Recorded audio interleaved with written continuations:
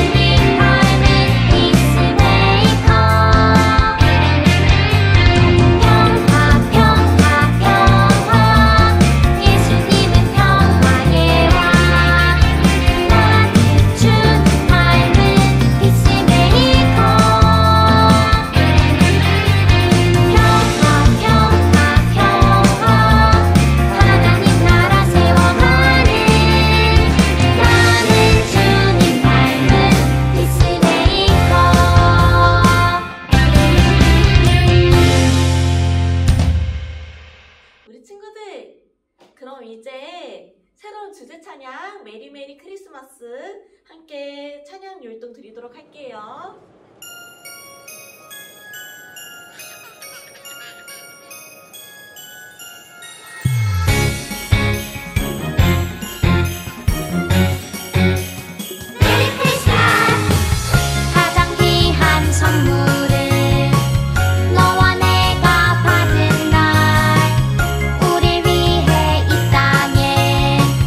예수님이 오신 날 밤하늘 별을 따라 예수님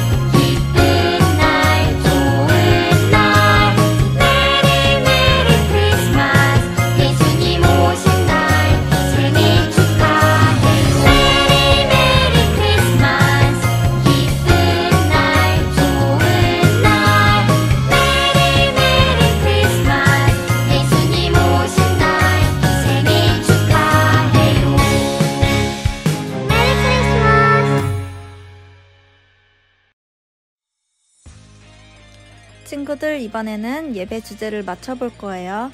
하늘색 자동차에 적힌 글자를 보고 잘 조합해서 예배 주제를 완성해 보세요.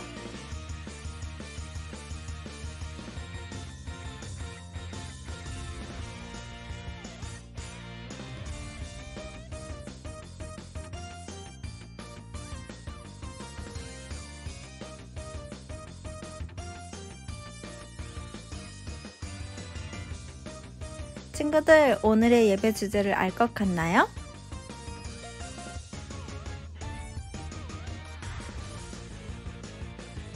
오늘의 예배 주제는 바로 세례 요한입니다. 세례 요한에 대해 아는 친구들이 있나요? 오늘 말씀을 들으며 우리가 따라갈 세례 요한의 모습을 함께 알아볼게요. 다 같이 신나게 말씀 챈트를 통해 말씀을 배워볼게요.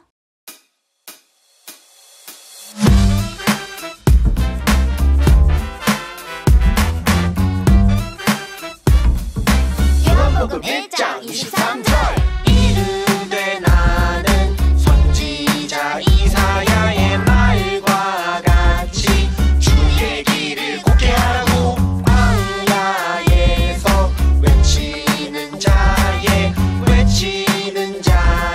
소리로라 하리라. 요한복음 1장 23절 이르되 나는 선지자 이사야의 말과 같이 주의 길을 곱게 하라고 광야에서 외치는 자의 소리로라 하니라. 이르되 나는 선지자 이사야의 말과 같이 주의 길을 곱게 하라고 광야에서 외치는 자의 소리로라 하니라. 친구들을 위해서 김은희 선생님께서 기도해 주시겠습니다. 사랑의 하나님, 오늘도 은혜 주셔서 복된 주를 허락하시고 하나님 앞에 예배드리게 하심을 감사드립니다.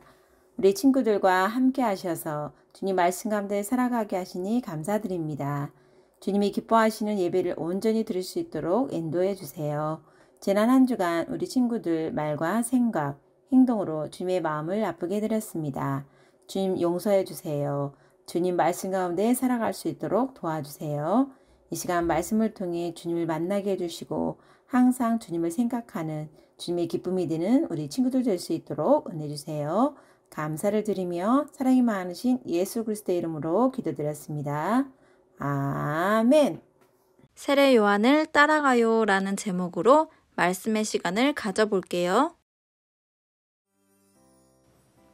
홀리키즈 친구들, 12월은 기쁘고 행복한 달이에요. 왜일까요? 그 이유는 12월 25일이 크리스마스이기 때문이죠. 크리스마스는 예수님께서 이 땅에 오신 것을 기념하는 날이에요. 크리스마스의 친구들은 주로 어떤 인사를 주고받나요? 매년 성탄절이 되면 전 세계에서 인사하는 방법이 있죠. 바로 메리 크리스마스라는 인사예요. 크리스마스는 그리스도와 예배라는 뜻을 가진 미사가 합쳐진 말로 예수님을 예배하자는 의미를 가져요. 따라서 메리 크리스마스라는 인사는 기쁨으로 예수님을 예배하자라는 인사예요. 그런데 세상이 조금씩 변하면서 메리 크리스마스라고 인사하는 것을 거부하는 사람들이 생겼어요. 그들은 메리 크리스마스라고 하지 말고 이렇게 인사하자라고 제안해요. 혹시 해피 홀리데이라는 인사를 들어보셨나요? 이것은 즐거운 휴일이네요 정도의 인사말이에요. 이 인사말은 기독교 이외의 종교를 가진 사람들이 많이 있으니 다양한 종교와 문화를 배려하자는 의미에서 나왔어요. 만약 성탄절에 예수님을 예배하자라는 인사가 없어진다면 어떤 일이 일어날까요? 성탄절에 예수님보다 예쁘게 장식된 트리와 산타 할아버지 루돌프가 먼저 떠오르는 것처럼 점점 더 예수님이 기억하기가 어려워지지 않을까요? 이제 며칠 후면 2021년을 보내고 새롭게 2022년을 맞이하게 되죠. 2021년 그리고 2022년은 어떤 기준으로 정하게 되었을까요? 현재 우리가 2021년이라고 해를 세는 기준은 예수님이 이 땅에 오셨음을 기준으로 세고 있답니다.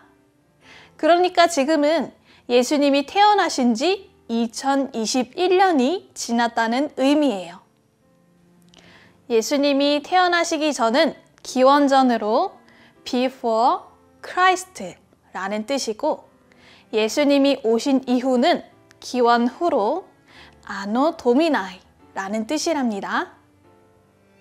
그런데 이건 역시 기원 전, 기원 후라는 용어가 기독교적 용어라는 이유로 사용하지 말자고 주장하는 사람들이 있어요. 예수님의 이름을 빼고 그냥 공통시대의 전후로 구분하자라고 주장하고 있죠. 이처럼 세상은 예수님을 역사 속에서 지워버리려고 해요. 세상에는 다양한 문화와 종교가 있기 때문에 기독교를 특별하게 대우할 필요가 없다고 이야기해요. 이러한 때를 살아가는 우리 그리스도인들의 모습은 어떠해야 할까요? 세상 사람들과 맞서서 싸워야 할까요? 아니면 세상을 멀리하고 우리끼리 조용히 살아가야 할까요?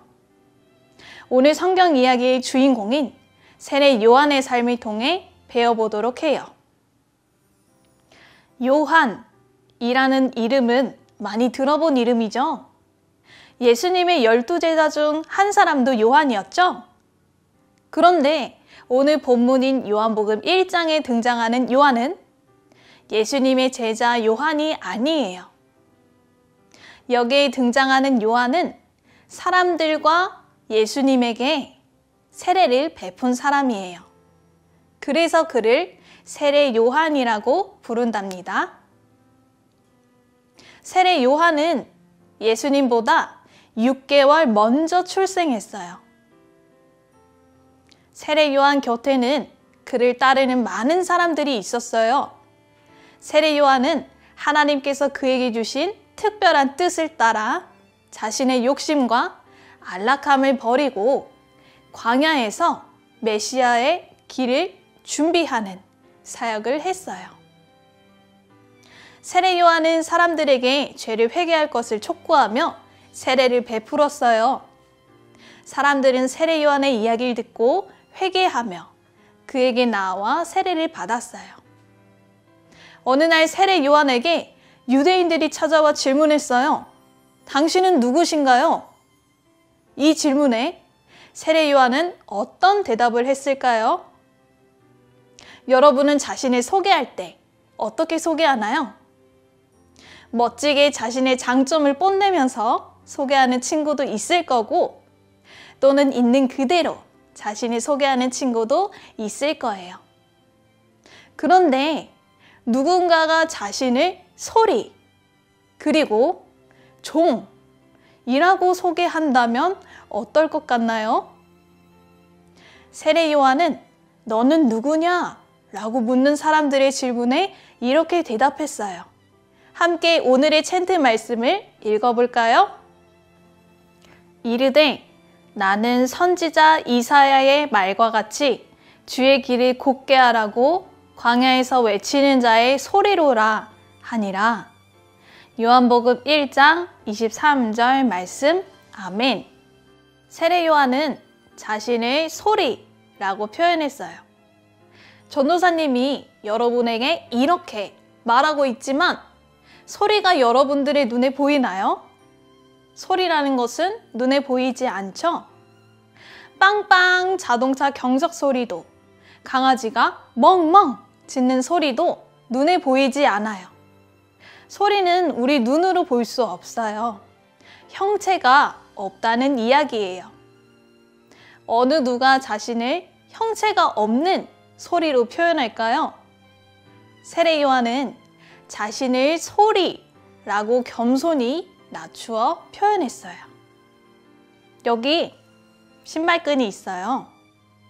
우리는 지금 보통 운동화를 신고 다니지만 예수님 시대에는 일반적으로 끈이 달린 샌들을 신고 생활했어요.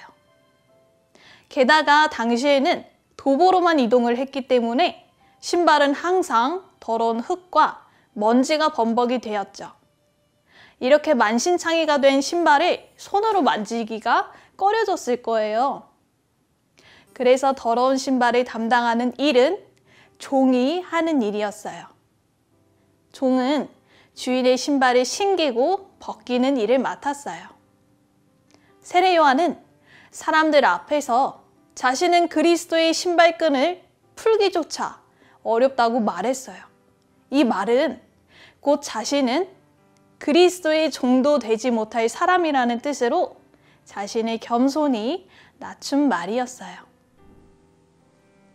당시 세례 요한은 많은 사람들로부터 존경을 받고 있었어요. 훗날 예수님을 보며 어떤 사람들은 세례 요한이 다시 살아난 것이 아닌가 하는 생각을 할 정도였어요. 요한은 사람들에게 메시아에 대해 선포하며 자신은 물론 사람들에게 세례를 주지만 자기 뒤에 오실 그분은 성령으로 세례를 베풀 것이라고 말했어요. 그리고 세례 요한은 예수님을 보게 되었을 때 보라, 세상 죄를 지고 가는 하나님의 어린 양 이로다 라며 단번에 예수님을 알아보았어요. 또 요한은 요단강에서 예수님께 세례를 베풀었어요.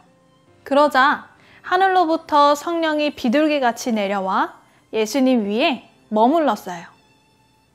이와 같이 그리스도가 오실 길을 준비하는 일을 맡았던 세례 요한은 사람들 앞에서 철저히 예수님만을 높이고 자기 자신은 낮추었어요.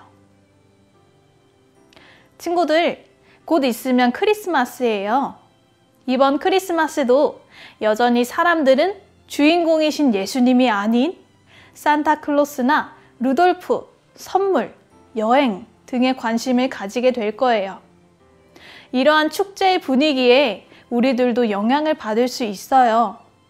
하지만 우리들은 세상과 구별된 삶을 살아가야 한다는 것을 잊지 말아야 해요. 예수님을 멀리 하려는 세상 속에서 세례 요한처럼 자신을 낮추고 예수님의 이름을 높이는 선한 영향력을 끼치는 홀리키즈 되기를 축복해요. 기도하겠습니다. 하나님, 세례 요한처럼 예수님이 기다리고 예수님이 기억하고 그리고 나 자신을 낮추어서 예수님만을 높이는 하나님의 자녀가 되기를 원해요. 예수님의 이름으로 기도합니다. 아멘.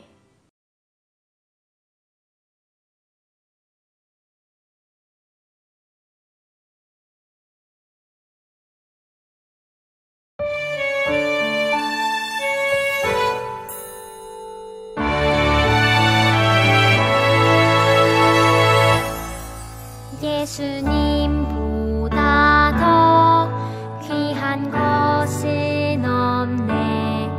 무엇과도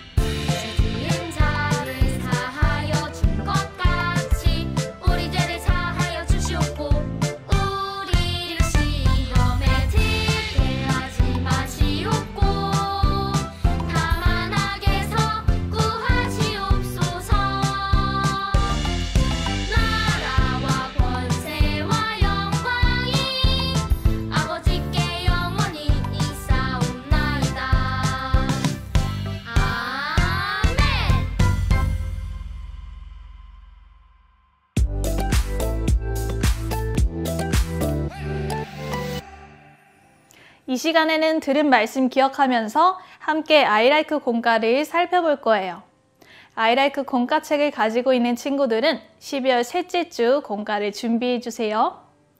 아이라이크 공과책이 없다면 화면을 보면서 저의 인도에 따라 함께 문제를 풀어보아요.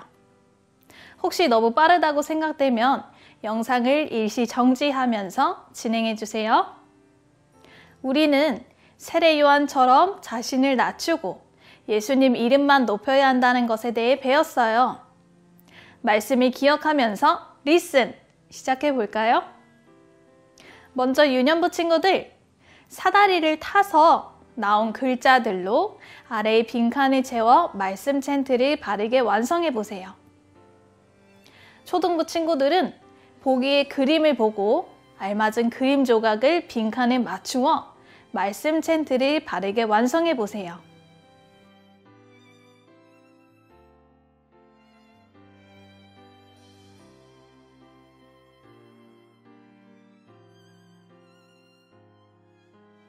자, 다 풀어보았나요? 그럼 완성된 챈트를 함께 읽어볼까요? 시작! 이르되 나는 선지자 이사야의 말과 같이 주의 길을 곧게 하라고 광야에서 외치는 자의 소리로라 하니라. 요한복음 1장 23절 말씀. 아멘. 이번 주 말씀 챈트와 관련된 한자어는 광야예요. 광야란 텅 비고 아득히 넓은 들을 말해요. 세례 요한은 광야에서 사람들에게 하나님의 말씀을 전했어요. 함께 의미를 생각하면서 광야라고 읽어볼까요? 초등부 친구들은 한자를 따라 써보세요. 다음은 날리지 스텝 1이에요. 큐카드의 질문을 보고 정답을 말해보세요. 1번. 예수님께 세례를 베푼 사람은 누구인가요?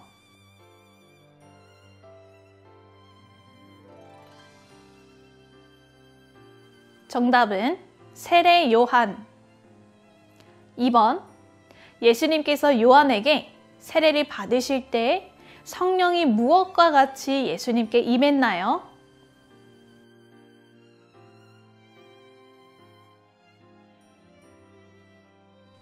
정답은 비둘기. 3번.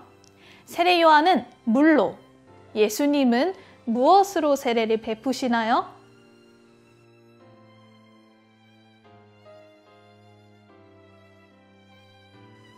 정답은 성령.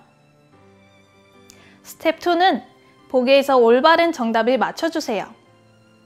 세례 요한은 제사장들과 레위인들의 질문에 자신을 누구라고 대답했나요? 1번. 내가 바로 메시아다 라고 당당하게 말했어요. 2번. 광야에 외치는 자의 소리라며 예수님이 오실 길을 준비하는 자라고 했어요. 3번. 광야에 외치는 노래라며 예수님을 기다리는 자라고 했어요.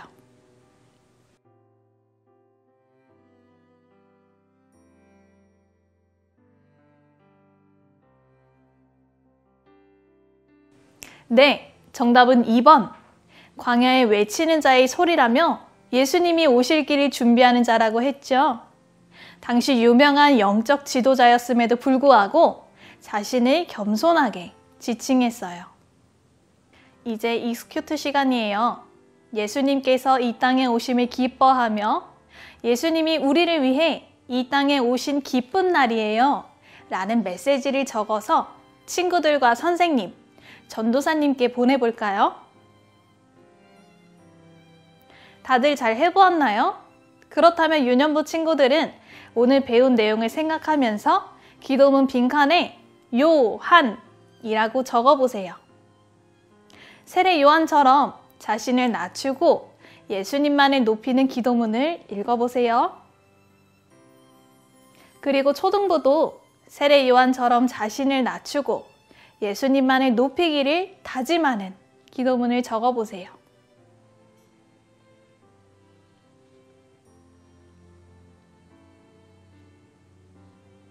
세례 요한처럼 스스로를 겸손하게 여기고 예수님을 높여드리는 어린이들 되기를 축복합니다. 기도하겠습니다. 하나님, 나 자신을 높이기보다는 오로지 예수님만 높여드리고 나는 겸손하게 여기는 하나님의 자녀가 되도록 해주세요. 예수님의 이름으로 기도합니다. 아멘. 이렇게 영상으로 예배드리고 공과 시간까지 함께 해준 친구들 너무너무 멋져요. 오늘 주신 말씀 기억하면서 예수님만을 높여드리는 한 주간이 되기를 바랄게요. 그럼 다음 주에 또 만나요.